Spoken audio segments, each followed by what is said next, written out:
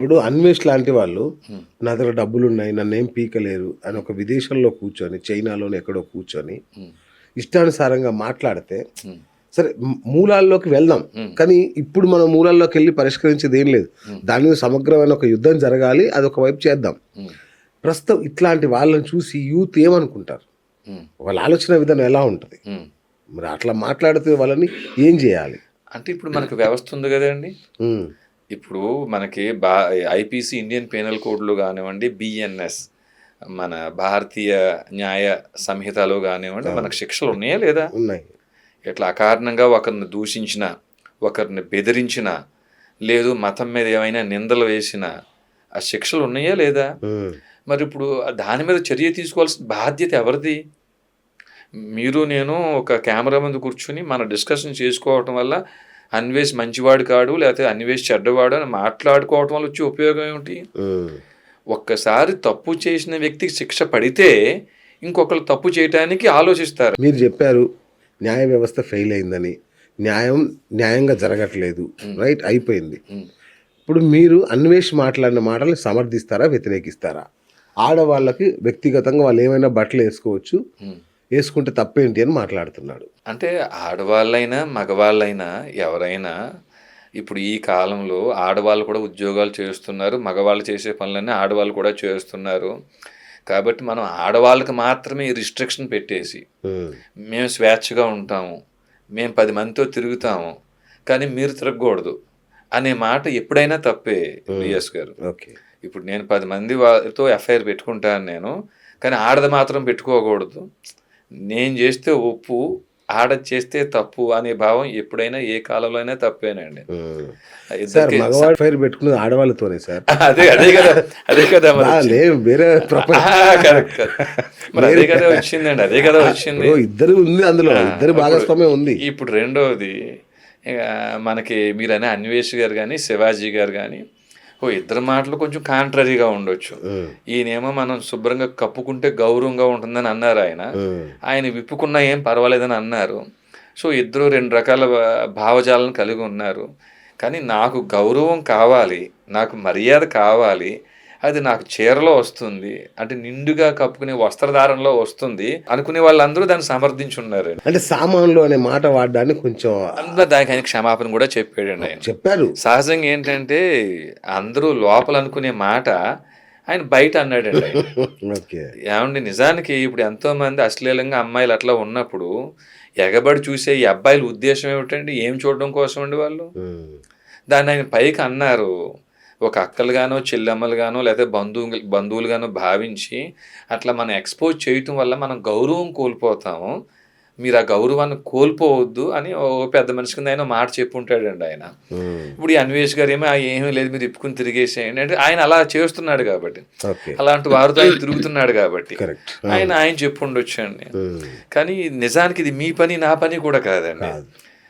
నిజానికి ఎవరి మాటల్లో అయితే తప్పుందో, ఎవరి మాటల్లో అయితే దోషముందో, ఆ దోషమున్న వారి మాటల మీద చర్య తీసుకునేటువంటి కమిషన్స్, కోర్టులు, ఫారమ్స్ మనకు అందుబాటులో ఉన్నాయండి. సరే ఆ! మీరు చెప్పండి విఘ్నులు మీరు. హ్మ్. ఇట్లాంటి డిఫమేషన్ కేసులో ఎవరికైనా శిక్ష పడ్డ దాఖలున్నాయా?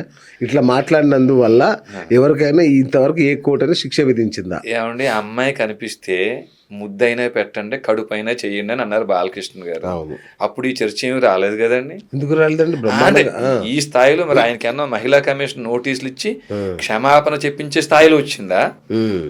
ఇప్పుడు అదే శివాజీ గారు కూడా కొంచెం బలంగా ఏమన్నా పెద్ద ఇదిగా ఉన్నారనుకోండి ఆయన్ని కూడా సమస్యే కాదండి. ఓకే. ఓకే. అదే మాట ఏ బాలకృష్ణ గారు లాంటి వాళ్ళు కరెక్ట్. చెప్తే సమస్యే కాదు అది. హ్మ్. దానికి మనం కూడా భజన చేస్తుంటాం మళ్ళీని. అవును. అవును. ఇంక రెండోది ఇట్లా అన్న మాటలకేమన్నా డిఫేమేషన్ శిక్ష పడిందని మీరు అంటున్నారండి. ఇప్పుడే అనుకున్నాం 100,00,00,000 మంది హిందువుల్ని చంపేస్తాను పోలీసులు 15 నిమిషాలు కళ్ళు మూసుకుంటే అన్న కేసులోనే శిక్ష లేదండి. దట్స్ వాట్ నేను అదే అహా! అంటున్నా. ఇంకా మీకు గొప్ప విషయం చెప్తాను మన జ్యుడిషియరీ గురించి మీకు. నన్ను చాలామంది తిట్టుకోవచ్చు అనుకోండి. హ్మ్. న్యాయవాదులు, జడ్జిలు తిట్టుకోవచ్చు అయినా పర్వాలేదు. హ్మ్.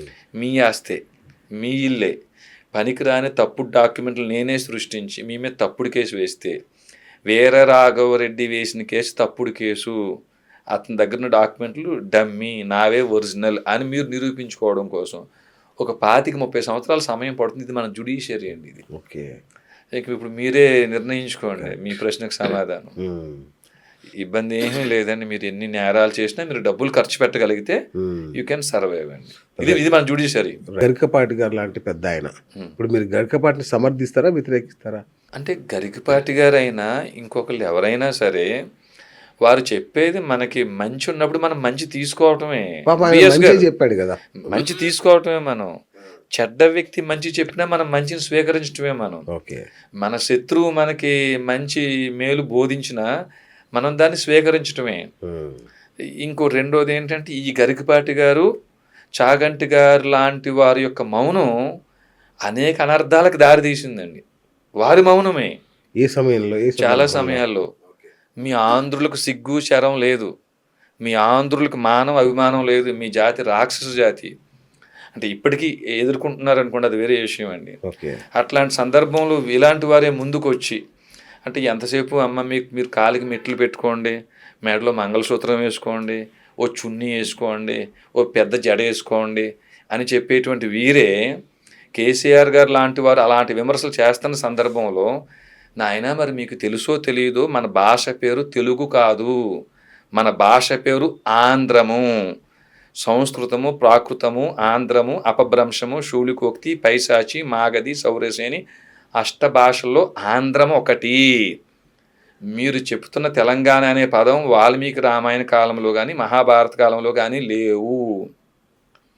సీతమ్మను వెతకడం కోసం ఆయన సైన్యాన్ని 4 దిక్కులా పంపినప్పుడు దక్షిణం వైపు చెప్పిన 16 దేశాలలో కౌశిక, పుండ్ర, పులంద, ఆంధ్ర, మలయాళ దేశాల పేర్లు ఉన్నాయి తప్ప మీరు చెప్తున్న తెలంగాణ అనే దేశమే లేదు, తెలంగాణ అనే ప్రాంతమే లేదు. త్రిలింగ తెలుగు ఆ పేరుతో మనకు తెలుగు భాష అయ్యింది, కానీ మన భాష పేరు ఆంధ్రము అని ఇట్లాంటి సత్యం కానీ ఆ రోజు బోధించగలిగి ఉండుంటే ఈరోజు వారికి అవకాశం ఉండుండేది కాదు కదండి. కాబట్టి వారు ఇంకా పండితులు, ఇంకా మూలం మీద దృష్టి పెట్టి ఇప్పుడు ఉద్యోగం చేస్తున్నారు కొంతమంది అమ్మాయిలు, కొంతమంది వారికి చీర కట్టుకోవడానికి వీలు పడదండి. వారు అక్కడ ఆఫీస్ కోడ్ ప్రకారంగా జీన్ ప్యాంటే వేసుకోవాలి అనుకుందాం. ఎయిర్ హోస్టెస్ ఉన్నారు, వారి యొక్క ఆ కోడ్ ప్రకారంగా వారు మిడ్డీ వేసుకోవాల్సి వస్తుంది. అక్కడ వారు కోడ్ ప్రకారంగా వారు అక్కడ ఏమో చిన్న మినిమం ఏదో ఒక బ్రా లాంటి టీ షర్ట్ లాంటి ధరించాల్సి వస్తుంది. దానికి మనం ఏం చెప్పగలుగుతామండి? మనం పాతకాలంలో లేదు కదా.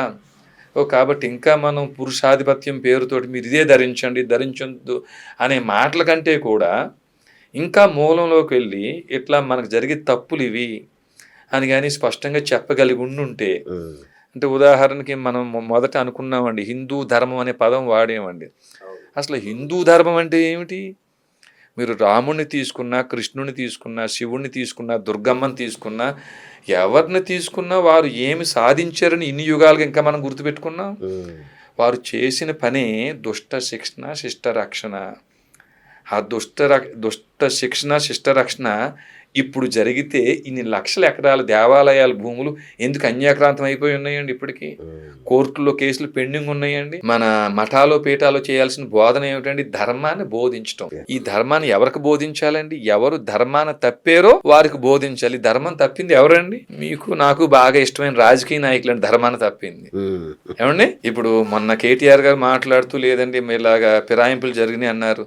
మరి వారి టైంలో ఈ టీడీపీ ఎమ్మెల్యేలు అందరూ టీఆర్ఎస్ లోకి వెళ్ళిపోతే అందరికి కొంతమందికి మంత్రి పదవులు ఇచ్చారండి. ఇదే పని అక్కడ చంద్రబాబు గారు కూడా చేశారు కాబట్టి ఆ టైంలో ఆయన స్పందించలేకపోయారు. మరి ఈ ఫిరాయింపులను ఎవరు ప్రోత్సహించారండి? ఆ సమయంలో మరి ఇదే టీఆర్ఎస్ నేతలు ఫిరాయింపులు ప్రోత్సహించి ఇప్పుడు మా వాళ్ళు వెళ్ళిపోయారు, వాళ్ళ మీద వేటేయండి అంటున్నారు. ఆ ధర్మాన్ని వాళ్ళే ఆచరించలేదు నాయన, మీరు చేసే తప్పు నాయన అని అప్పుడు ఆ కాలంలో మఠాలో పీఠాలు కేటీఆర్ మా శిష్యుడు, కేసీఆర్ మా శిష్యుడు, లేకపోతే చంద్రబాబు నాయుడు మా శిష్యుడు అని చెప్పుకునే పీఠాలో మఠాలు ఏమన్నా వారిని ఆదేశించడం కానీ బోధించడం కానీ చేసినాయండి.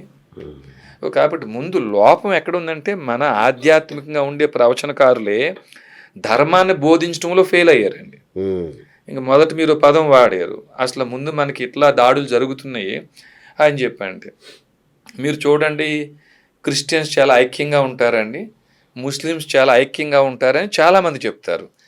ఇప్పుడు ఐక్యంగా ఉంటారని చెప్పిన ఈ క్రిస్టియన్స్, ఆ ముస్లిమ్స్ ఒకప్పుడు హిందూ మతం నుంచి వాళ్ళ తాతగారు వాళ్ళ నాన్నగారు వారు వలస వెళ్ళిన వారేవారు, మతం మారిన వారే. మరి హిందూ మతంలో ఉన్నప్పుడు లేని ఐక్యత మతం మారగానే ఎందుకు వస్తుందండి అక్కడ? దీనికి కారణం ఏమిటండి? మీరో నేనో మన హైందవంలో శివాది షణ్మతాల్లో హనుమంతుడి గుడికో లేకపోతే శివుడి గుడికో రాముడి గుడికో మనం వెళ్తే మనకు జరిగేది ఏమిటంటే అక్కడ మ్యాక్సిమం దర్శనం చేసుకోవటం, బయటికి రావడం, ఇంకా లేకపోతే ఒక అర్చన చేయించుకోవటం, లేకపోతే పూజ చేయించుకోవటం, మనం బయటకు వచ్చేయటం, ఇదే కదా జరిగేది. అంతే. కానీ మసీదుల్లో, చర్చిల్లో వారి మతాన్ని ఎలా విస్తరించుకోవాలి, ఐక్యంగా ఎలా ఉండాలి, ఎలా అన్ని మతస్థుల్ని మనం మతం మార్చాలి అని వారు చక్కటి ప్రణాళిక వేసుకుని బోధిస్తున్నారు. ఎవరు బోధిస్తున్నారండి? అక్కడి పాస్టర్లో, అక్కడుండే ముల్లాలో, ఇమాంలో, మౌలవీలో వాళ్ళు బోధిస్తున్నారు. మరి ఈ పని మన ఆలయాల్లో అర్చక పురోహితులు ఎందుకు చేయటం లేదు? ఈ పని అంటే మన దేవాలయాలన్నీ కేవలం పూజలు పునస్కారాల కోసం మాత్రమే ఏర్పడినాయా? అసలు రాముడికి మీకు సంబంధం ఏమిటండి? రాముడికి మనకున్న బంధుత్వం ఏమిటి? కృష్ణుడికి మనకున్న బంధుత్వం ఏమిటి? దుర్గమ్మకి మనకున్న బంధుత్వం ఏమిటి? ఆ క్షేత్రానికి మన గోత్రానికి ఉన్న సంబంధం ఏమిటి? ఈ బోధించాల్సిన బాధ్యత ఎవరిదండి? ప్రాంతీయ భావం కూడా పోతుంది వారు ఆ బోధన చేస్తే. ఓకే, చిన్న కనీసం బేసిక్ నాలెడ్జ్ కూడా మన ఆలయాల్లో మనకు లభించటం లేదండి. చాలా సులభంగా చెప్పేస్తాం మనం. రాముడు ఎక్కడ వాడు అంటే అయోధ్యలో జన్మించాడని చెప్తున్నామండి. కృష్ణుడు ఎక్కడంటే మధుర అని చెప్తున్నామండి. ఒక విమర్శ ఉందండి, అసలు రాముడు కృష్ణుడు వీళ్ళందరూ క్షత్రియులు, విదేశాల నుంచి వలస వచ్చారు, మన దేశాన్ని స్వాధీనం చేసుకున్నారు, బ్రాహ్మణ క్షత్రియ వైశ్యులు ముగ్గురు కూడా ఇక్కడ వారు కాదు, ఎక్కడి నుంచో వలస వచ్చారని చెప్పేస్తున్నారండి.